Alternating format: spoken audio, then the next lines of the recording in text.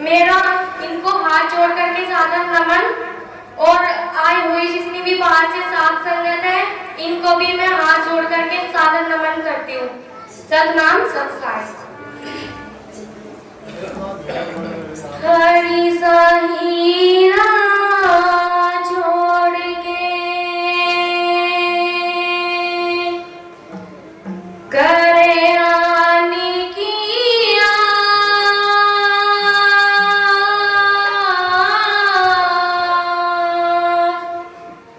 तेना दो जग जाएंगे,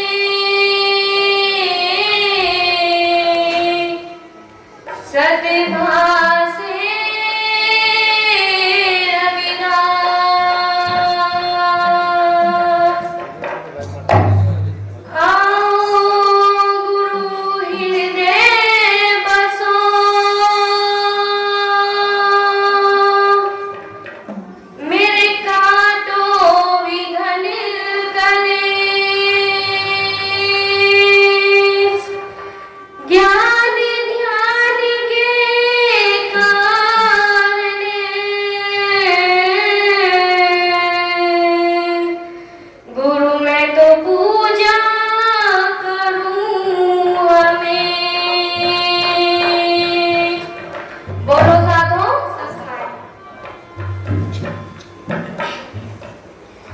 एक बात मेरी प्राणी, एक बात मेरी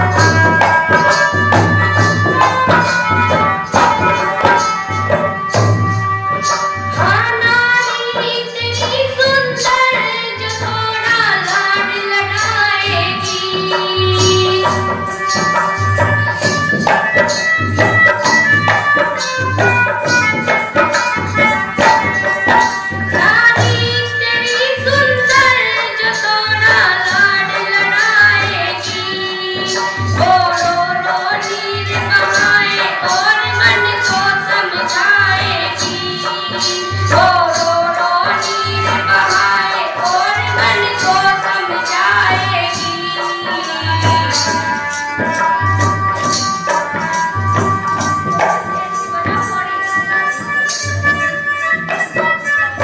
रानी इतनी सुंदर जो थोड़ा लाड लड़ाएगी। रो रो रो नीर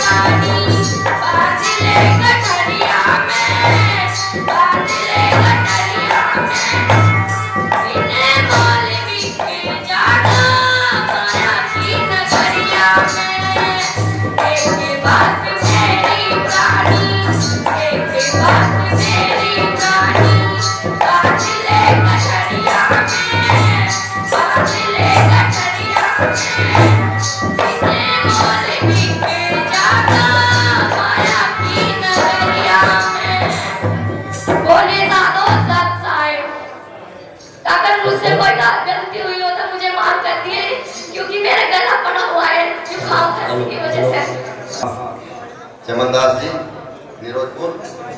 और इनके बाद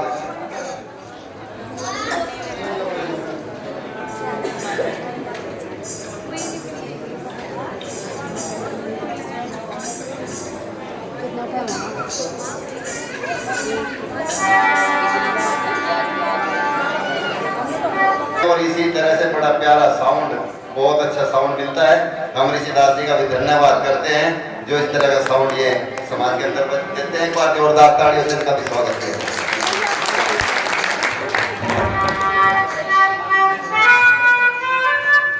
महाराज शेरनाथ जी महाराज की। हाँ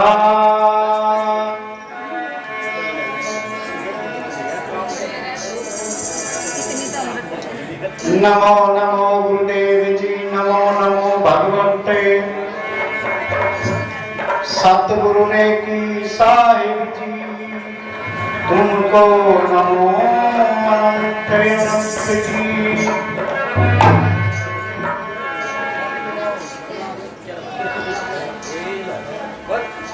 हाँ ऐसा चाहूं राज में, हे ऐसा चाहूं राज में, जो मिले सबको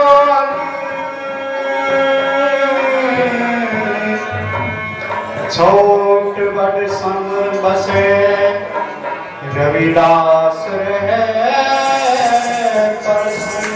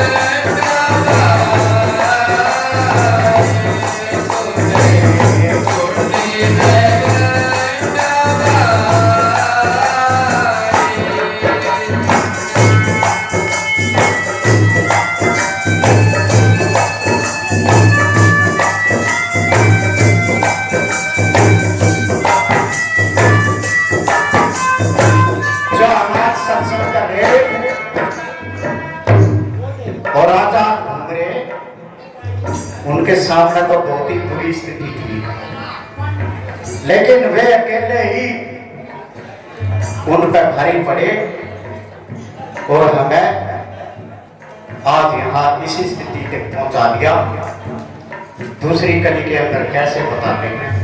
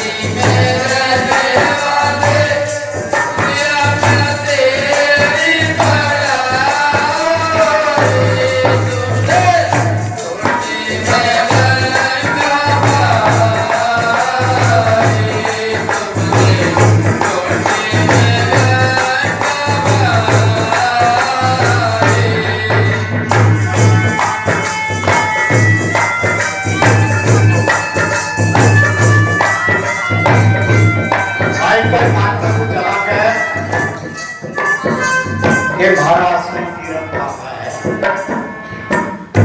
तो हम क्या जवाब देंगे? क्या जवाब देंगे? बता, आपको पता है तो बताओ क्या जवाब देंगे? हमारा जो असली तीर्थ है श्री गोवर्धन वाराणसी के अंदर है, हमें वहां पर जाना चाहिए। और वहां तो बड़े बड़े जाते हैं, उनके सामने जो नतमस्तक हो जाता है वहां पर, उसको संसार में कोई हराने वाला नहीं है। तो देखिए,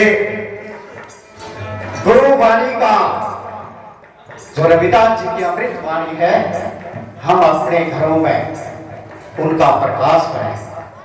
अपने जो हमारी बहन बेटियां हैं, पढ़ी लिखी हैं, वो गुरु जी की अरदास पढ़े तो उस घर में ना बीमारी हो ना कष्ट आवे। जब भी जो उनका सपना था बेगमपुरा, वो जब ही बनेगा, अन्यथा नहीं बनेगा। कैसे बताते हैं?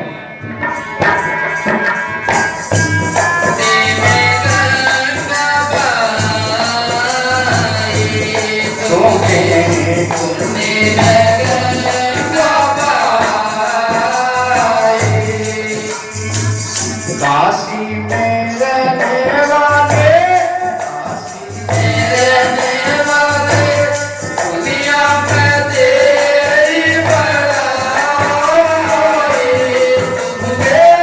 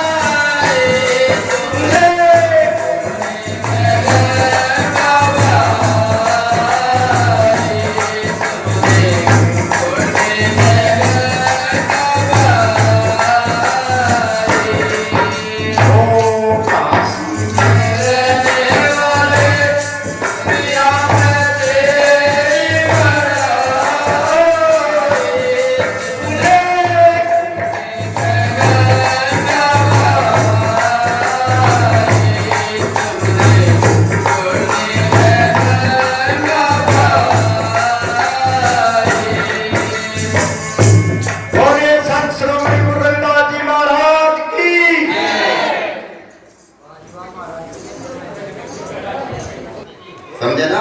अब जो पट्टे इन्होंने तो वाणी सुन ली, लेकिन जोड़ से बेचारी बड़ी सुन ली। इनके पल्ले क्या पड़ा? देखो, सत्संग के अंदर आके कभी सोना नहीं चाहिए। अभी जैसे वाणी सुनाई, काशी में रहने वाले, कुंडी में गंगा बहाई। मेरे सच्चे बादशाह सतगुरु रविदास जी महाराज के पूरी वाणी के द्वारा बखान किया कि मेरे सच्चे बादशाह ऐसे ऐसे कार्य किया करते थे। कहीं के लिए? केवल इस जीव को जगाने के लिए। मैं जैसे देश विदेश में जाया करता हूँ, पूरे भारत के अंदर जाया करता हूँ, मुझे कहीं से कुछ न कुछ मिल जाया करता है। एक हुए राजा पिप्पा, आप सबने नाम सुना होगा। राजा पिप्पा गुरु रविदास जी महाराज को जानता भी था, मानता भी था, लेकिन कभी उनके पास में जा नहीं सकता था। क्यों? क्योंकि गुरु रविदास जी महाराज से समझना कह रहे से। एक दिन कुछ ऐसा पर्व था शहर के अंदर कि वहां सब लोग ज्यादातर बाहर गए हुए थे राजा ने सोच लिया कि आज यहाँ कोई देखेगा नहीं, फिर भी छुपते छुपाते गुरु रविदास जी के महाराज के पास जैसे ही गया, गुरु रविदास जी महाराज बैठे हुए थे। राजा को देख लिया, तेरे द्वार पे आज राजा आया, इसको मैं खाली हाथ नहीं जाने दूंगा, कुछ ना कुछ इसको देकर भेजूंगा। राजा ने जाकर के बंदगी की। महाराज ने जो उनकी कुंडी उनके पास में कटोती रखी हुई थी पानी की, उसमें से लोटा भरा और राजा से कहा, ले राजा पानी पी। राजा ने विचार किया, मैं तो इतना महान संत सोच करके इसको आया था जिसकी ख्याति देश विदेश के अंदर है, लेकिन ये तो चमार का चमार ही रहा, इस पानी में मैं उंगली तक नहीं दे सकता, पीऊंगा कैसा। लेकिन राजा था, बोला संत है, अगर ना लिया तो इसको बुरा ना लग जा। ऐसा अपने हाथ कर लिए, हाथ में लिया और ऐसा किया, लेकिन पिया नहीं। जब नहीं पिया, राजा वहां से उठ करके चला गया, जाके घर गया, कपड़े उतारे, धोबी को बुलाया, इन कपड़ों के अंदर कोई दाग धब्बा नहीं रहना चाहिए, इसको लेकर जा साफ करना। धोबी जैसे ही घर के अंदर गया, वहां उसकी एक 10-12 साल की लड़की थी। उस लड़की से कहा, बेटी ये राजा के कपड़े हैं, इन कपड़ों को धोना है, साफ करना है, कोई दाग धब्बा नहीं रहना चाहिए। लड़की जैसे उस कपड़े को धोने लगी, धोते धोते कहते हैं कि जब वो दाग ना उतरा, उसने मुंह से चूसना शुरू कर दिया।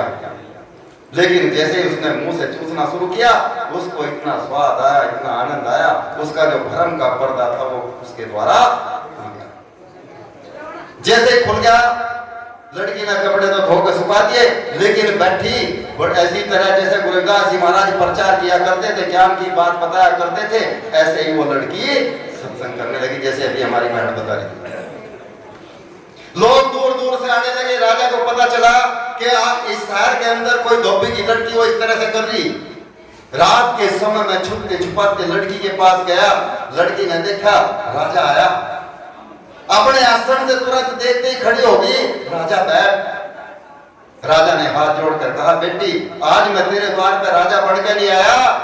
बोली, है राजा, भूल जा कि मैं तुझे इस अपने आसन से इसलिए खड़ी हुई देख के कि मेरे द्वार पे राजा आया, ये भूल है तेरी। मैं इसलिए खड़ी नहीं हुई राजा, मैं सिर्फ इसलिए खड़ी हुई कि मुझे जो कुछ ज्ञान प्राप्त हुआ वो तेरे द्वार हुआ।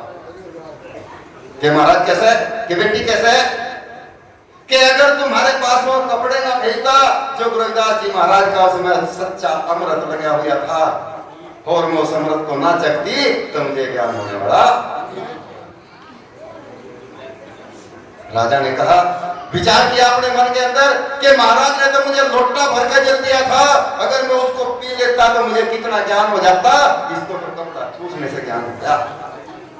राजा बिना शर्म के, बिना लोग लाज के गुरु रविदास जी महाराज के पास गया, और गुरु रविदास जी महाराज के पास जाके पैरों में पड़ गया, महाराज मुझे पानी पीना है, प्यास लगी। महाराज ने लोटा उठाया, कुएं पे गए, उसको कई दफे मंजा साफ किया, साफ करके राजा को ला कर, ले राजा पानी पी। राजा ने कहा, महाराज ये नहीं चाहिए, ये मुझे नहीं चाहिए, मुझे तो वही जल चाहिए जो आप उस दिन दे रहे थे। बोले, भाई वो तो कहीं राजा तू मेरे द्वार पे आया था, मैंने तो सोचा था कि आज राजा आया, इसको कुछ ना कुछ दूंगा, गलती तेरी है, मैं देख लिया था कि तुमने पिया नहीं। महाराज क्या एक भिखारी आपके द्वार से, राजा खुद राजा है, लेकिन वो कह रहा कि क्या आज एक भिखारी आपके द्वार से खाली हाथ जाएगा, कि नहीं खाली हाथ जब भी नहीं भेजूंगा। लेकिन जो तुझे जब बगैर मेहनत किए मिल रहा था, अब तुझे मेहनत करके प्राप्त करना होगा, जितना तू कर्म करेगा उतना ही तुझे प्राप्त होगा। नाम दान होगा।